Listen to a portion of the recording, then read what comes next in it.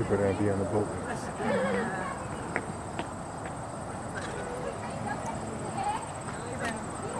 Can I throw this away?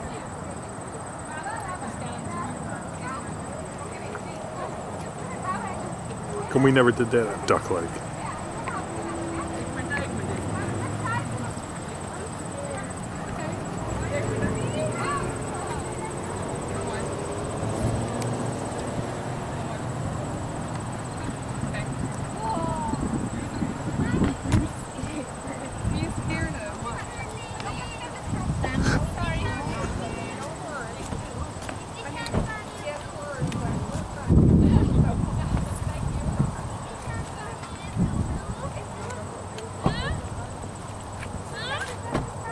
You ready?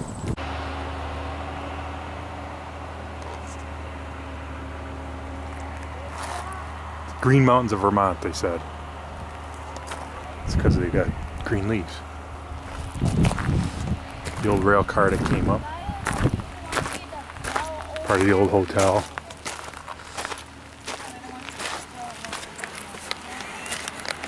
Oh. Maybe it is. It is.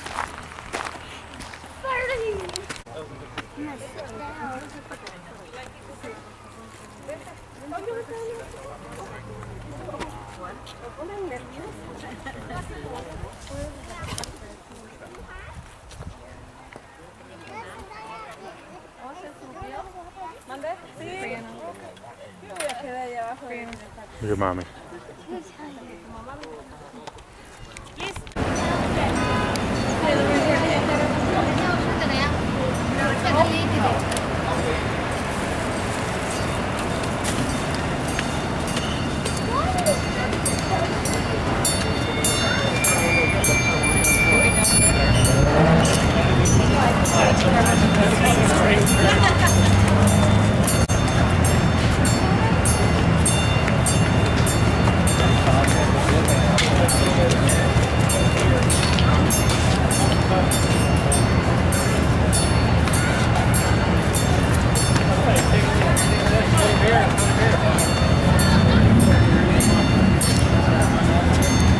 Where's mommy?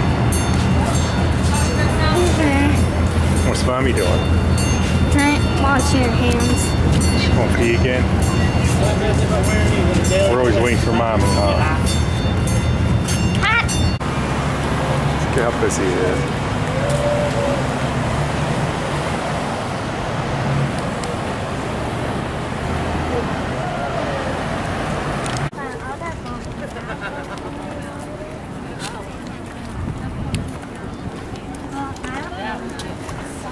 I never do that again.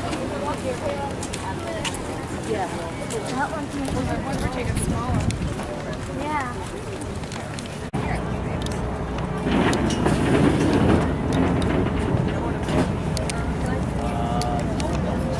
You ready, Brianna? I know.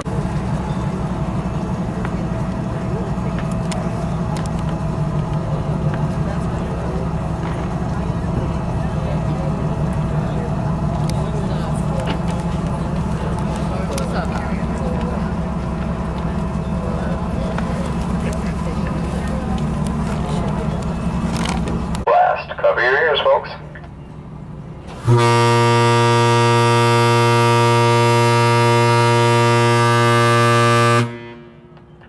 We'll be sounding that whistle 3 times when we back away from the pier. Occasionally during the cruise, we'll let you know.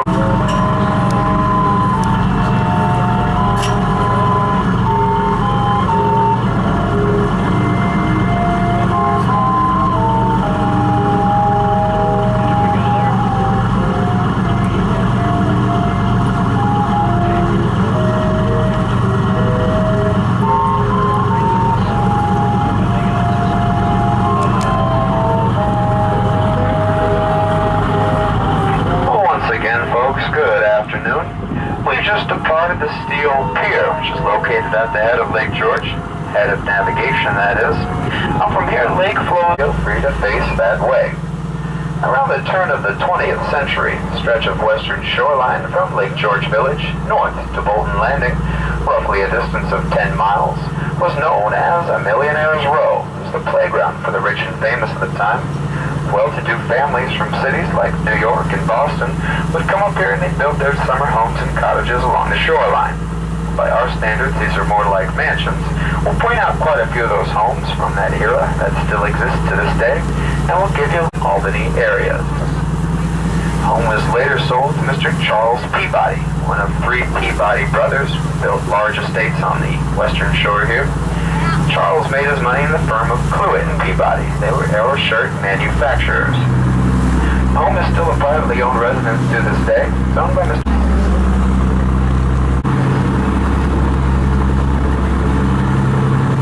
Coming up on our left-hand side, you see two large stone buildings at the top of the hill. Now, the building on the left with all the chimneys is the original home. It was called the Earl West by its first owner, Mr. Edward Morris Shepherd. Mr. Shepherd was a prominent attorney of the New York City area, also an avid philanthropist. He actually donated a lot of land to the village of Lake George before his death, most notably what is today Shepherd's Memorial Park and Beach. In recent years, the home was owned by Mr. Charles R. Wood, a prominent local businessman and founder of the Great Escape of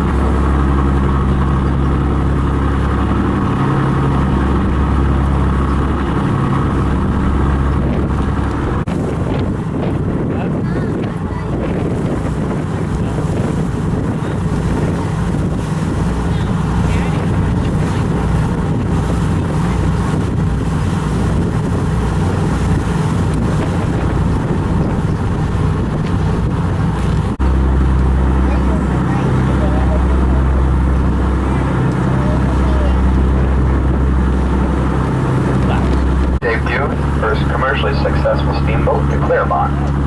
Our long history makes us the oldest continuously operating passenger-carrying service in the country. Give access to all three islands, so we had covered bridges built connecting the three. So coming into view now, that's why they call them Tri-Una, 3 in 1. Islands are still privately owned to this day. The family that owns them lives on them year-round. They've recently renamed them. They're now called the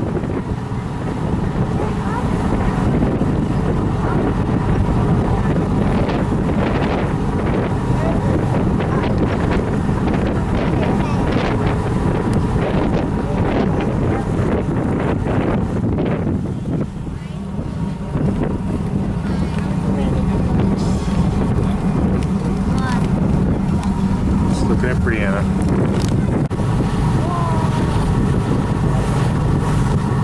Coming up on our left-hand side, we have Green Island. It's not only the largest privately owned island on the lake, consisting of about 70 acres of land, but it's also the only island on the lake that is connected to the mainland. You can see a bridge off to our left-hand side. Eisenhower. 2009, one of the Today shows filmed down here on the newly renovated dock. Now, Hotel Sagamore is everything you can think of from a 4-star resort. Spas, saunas, gyms, indoor and outdoor swimming pools, restaurants, bars. The hills behind Bolton Landing, an 18-hole Donald Ross designed PGA golf course. Everything you can think of and then some. Hotel Sagamore. For more information about the Sagamore, indeed all the hotels that once dotted the shores of Lake George, sort of check out our gift shop. A couple of books written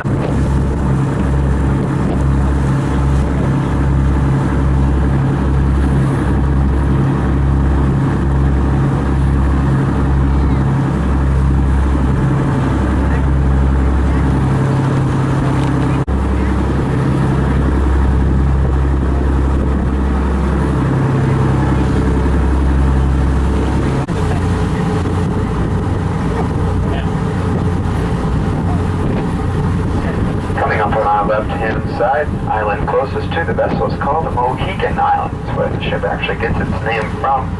New York State-owned camping island. And a large island off to our right-hand side is called Big Burnt Island. It's one of the larger campsite islands here in the Narrows. Gets its name from during the 1800s. Thunderstorm went through the area. The rocks down by the water's edge. Now, New York State has been experimenting with solar energy the last few years. Electricity harnessed from these panels, about 12 volts, is used to power a small light, a fan, in the outhouse facilities here on the island.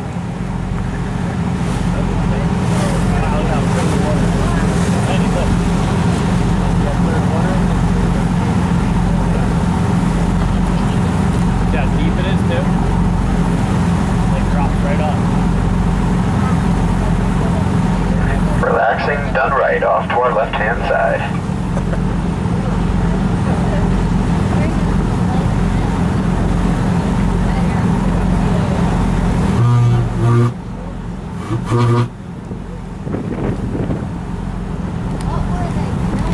Of 2,665 feet. It's not only the tallest mountain on Lake George, but it's also the tallest peak in the southeastern portion of the Adirondack.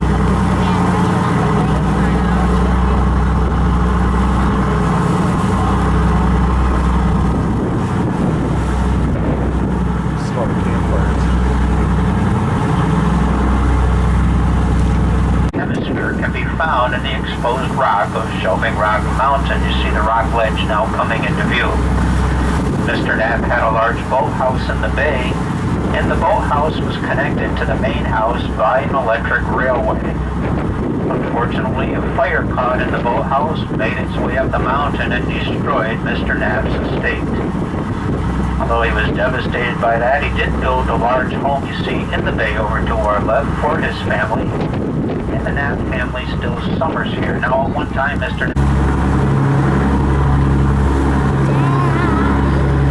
Wow.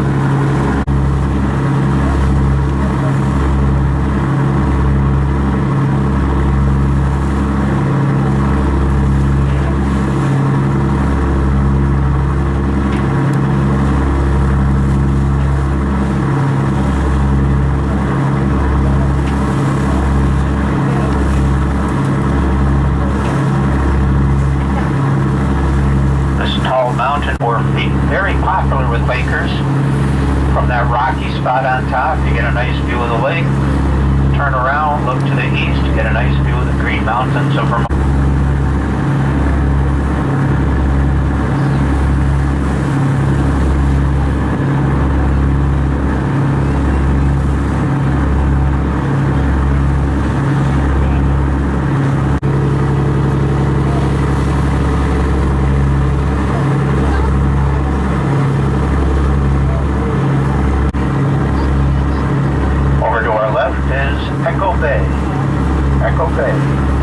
Echo Bay. I don't have anything to talk about down here, so, you know, you gotta put up with me.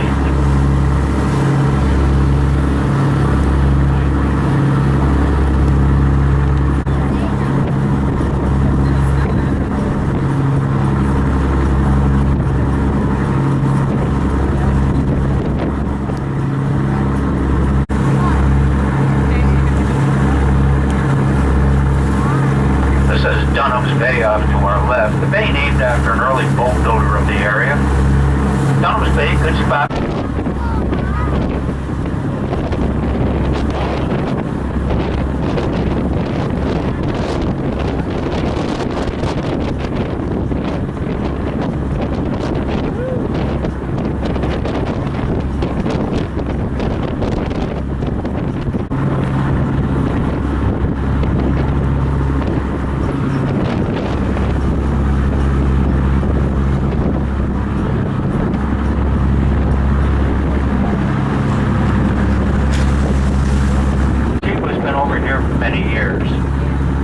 Past the Antigua, these are all single-family homes.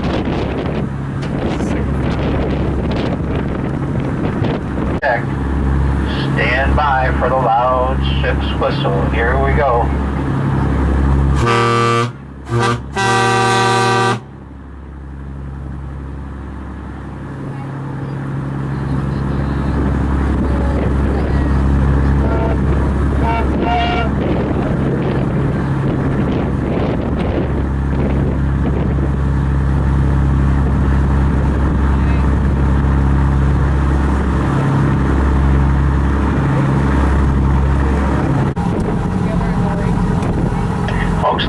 quite to eat.